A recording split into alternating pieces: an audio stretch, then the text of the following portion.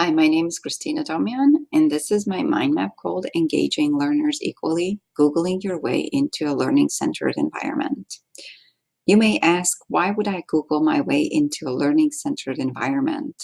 Well, digital citizenship is a term that I have heard and read about frequently on many platforms dedicated to teaching and education. Websites of middle schools and high schools explain how they prepare students for safer and practical internet use, responsible behavior regarding technology use, including using Blackboard and Google Apps for educational purposes. Therefore, this new generation learners or digital natives can be fully equipped with such skills as they enroll in colleges and universities of their choice. These students might as well expect us educators to employ a teaching style that relies on Blackboard and Google Apps. In my courses, I use Google Docs and Forms as teaching tools, and my strategies are linked to student success because they not only allow me to reach out to diverse learners, but also to increase the levels of student learning and personal development. The innovative teaching strategy, which I advocate and promote implementing, uses two Google Drive tools, Docs and Forms, a Google Chrome extension, Screencastify, and a Google Marketplace app, MindMeister, all cost-free. Google Docs can be more than just a word processing tool. Use Google Document as a learner's course portfolio for efficient assessment and personalized feedback. I ask students to copy the course portfolio template, which I provide on day one as they create a new document. The template is formatted already with several headings for each document navigation.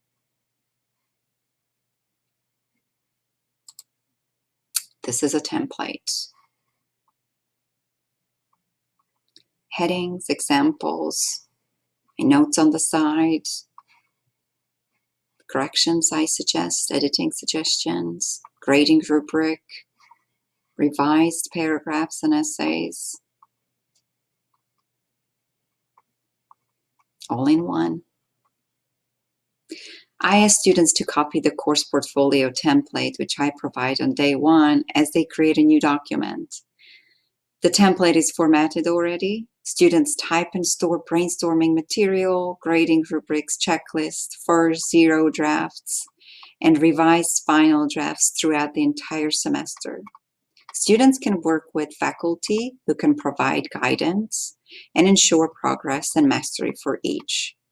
In this learner-driven environment, students who complete their coursework in the interactive Google document called Course Portfolio or Digital Notebook are able to see their progress and find the instructor feedback.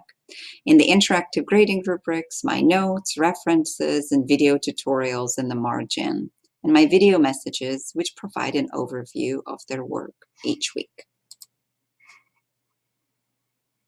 More information is right here with lots of tutorials and templates. Google Docs can be the perfect tool to turn a holistic or analytic grading rubric into an interactive single-point rubric, which also serve as a comprehensive checklist for students. So all the information is right here, and here is a template. The engaging rubrics or student checklist will help direct the format of one's learning or may help clarify assignment goals that students understand to accelerate knowledge retention and promote growth mindset. There's the after-task reflection piece, and the interactive elements are here. Students click on underlined words and phrases to find tutorials, examples, and websites with additional information. You can leave your comments here, or you can highlight a weak skill or a strong skill and leave comments on the side. And now let's see about mind mapping right here. The MindMeister Google Marketplace app is a mapping tool for students to brainstorm, gather, and organize information, a platform for collaboration, and with a simple click, it can become a presentation tool. Screencastify, the recording tool that I'm using right now. So Screencastify can be a screen recording tool for personalized video messages posted in the learner's Google Doc course portfolio, weekly class messages for online students, or a crutch for anxious students to record their presentations instead of providing in-class presentations. I use it to explain a mind map or a roadmap just like this. And the recording is stored right there. So this is MindMeister, and with a click, it can turn into a presentation tool as well. Lots of information. So I use it to explain a mind map or a roadmap, but I leave feedback in student portfolios, and I leave weekly messages for my online students as I introduce the upcoming weekly tasks. Google Forms. So we're coming to this part right here. I use Google Forms as I take attendance in a face-to-face class. At the end of each class session, students sign in by typing their names and date, but they also have to answer 2 or 3 questions about the session. Just like that. These questions are similar to exit tickets. Name one thing you learned today in class, or name one thing, a concept or rule, strategy, or an idea that still remains confusing. This way, the attendance sheet becomes a simple diagnostic tool, which helps instructors become agile and mindful listeners.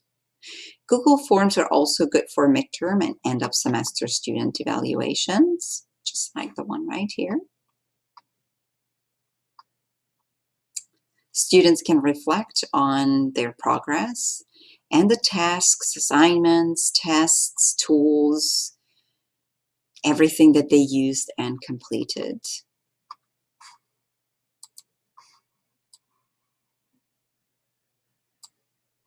This new approach will positively impact the rigor of one's course and add to its thoroughness and transparency. The implementation process depends on each faculty member, how many tools and to what extent you are willing to add to your courses each semester.